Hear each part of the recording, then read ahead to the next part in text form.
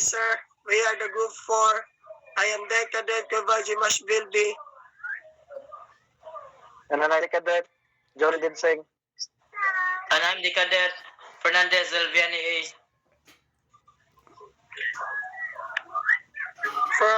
For today's course outcome is to help the students review all the rules and regulations 1972, teaching the true understanding of Code Reg 72:11-14.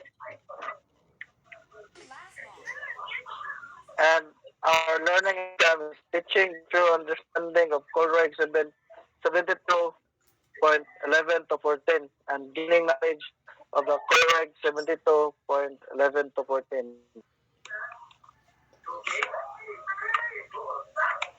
Importance of the topics. The students will be able to understand and know the importance of learning the Code Reg 72:11-14 and to help the students familiarize the Code Reg 72 Rule 11-14.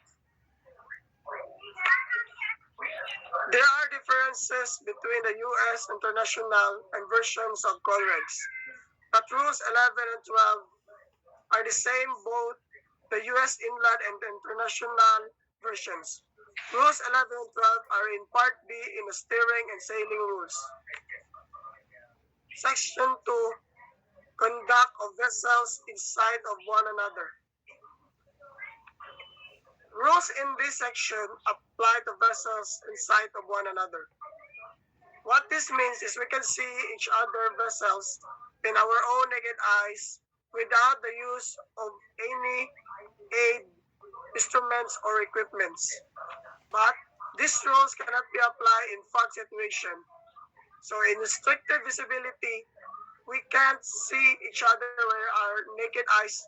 Therefore, all Section 2 rules don't apply if it's fogging. Rule 12, sailing vessels. When two sailing vessels are approaching one another so as to involve risk of collision, one of them should keep out of the way of the others. So as we can see on the right side of the screen, we can see the two sailboats A and B, but in order to identify which sailboat will be the give-way vessel and stand-on vessel, so we have to look for which wind has on its port side. So we can see that the sailboat A, the wind is in its port side, so the sailboat A will be the one to be the giveaway vessel, and the sailboat B is the stand-on vessel because the wind on the sailboat A is on its port side. Second, when both have the wind on the same side, the vessel which is to windward or the upwind shall keep out of the way of vessel which is to leeward or downwind. So the right side, when both sailboats have the wind on the same side, the boat closer to the wind, upwind, is the giveaway vessel, and a boat further from the wind, downwind, is the stand-on vessel. An illustration at our right side, the sailboat B is the giveaway vessel, and it must take early substantial action to keep clear of sailboat A so that the sailboat will be the stand-on vessel and the sailboat B is the giveaway vessel. If a vessel with the wind on the port side sees a vessel to windward and cannot determine with certainty whether the other vessel has the wind on the port or on the starboard side, she shall keep out of the way of the other. It means that if a sailboat the wind on its port and the sailor cannot determine with certainty the other boat has the wind on its port and starboard side, the first sailboat is considered a give-way vessel and must take early substantial action to keep clear of the second sailboat. So we can see that the sailboat B will be the give-way vessel and the sailboat A is the stand-on vessel. For the purpose of this rule, the windward side shall be deemed to be the side opposite to that which the mainsail is carried, or in the case of square rig vessel, the side is either that on which the largest fore and aft sail is carried.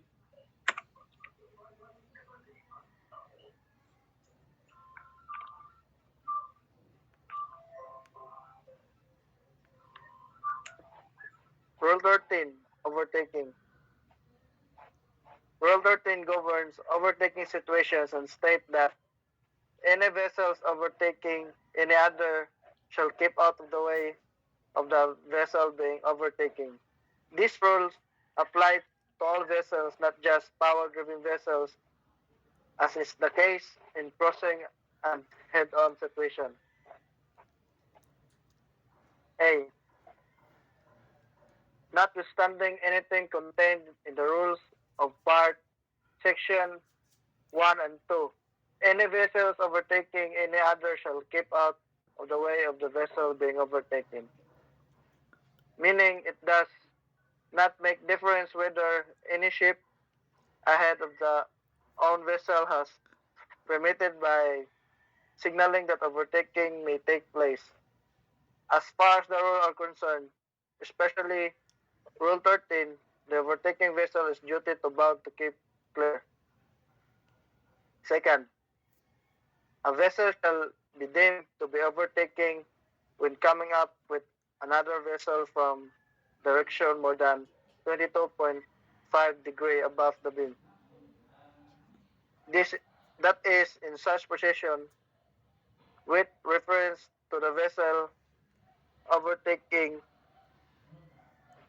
that at night she would be able to see only the stern light of the vessel but neither of her side lights. Meaning, this part determines whether or not a vessel would be deemed to be overtaking or not. In general, overtaking is a clear-cut understanding.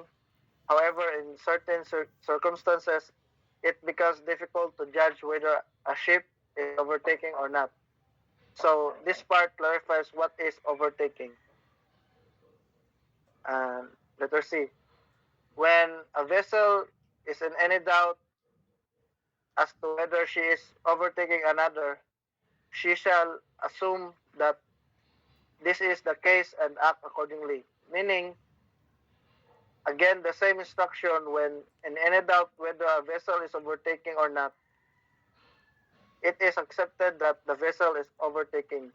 And lastly, the any subsequent alternation of the hearing between the two vessels shall not make the overtaking vessel crossing vessel within the meaning of these rules, or relieve her of the duty of keeping clear of overtaking vessels until she finally passed and clear. Meaning, a vessel which has overtaking another but is not very clear of the overtaken vessel cannot alter her course and cross the bow of the vessel claiming to be crossing vessel.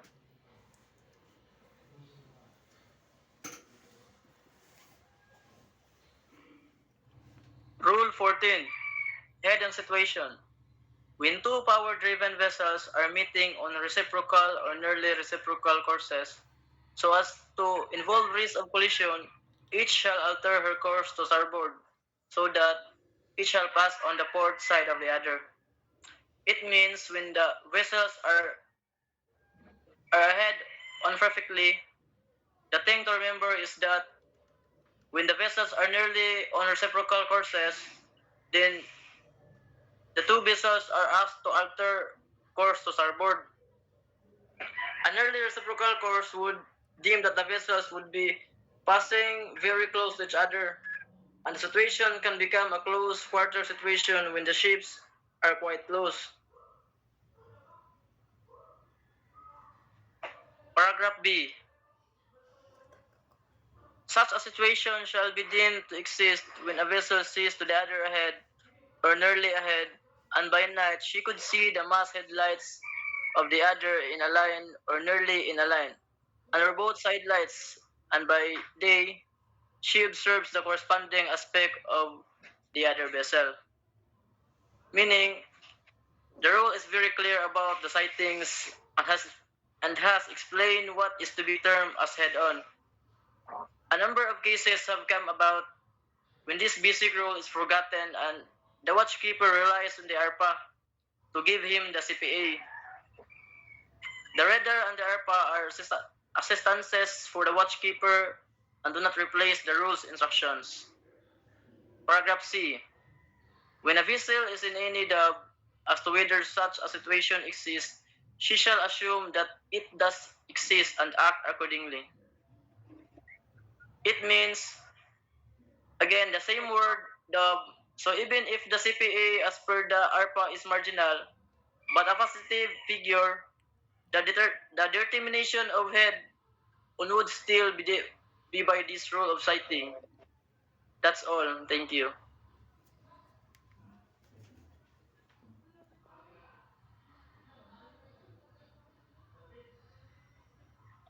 Senator Pre,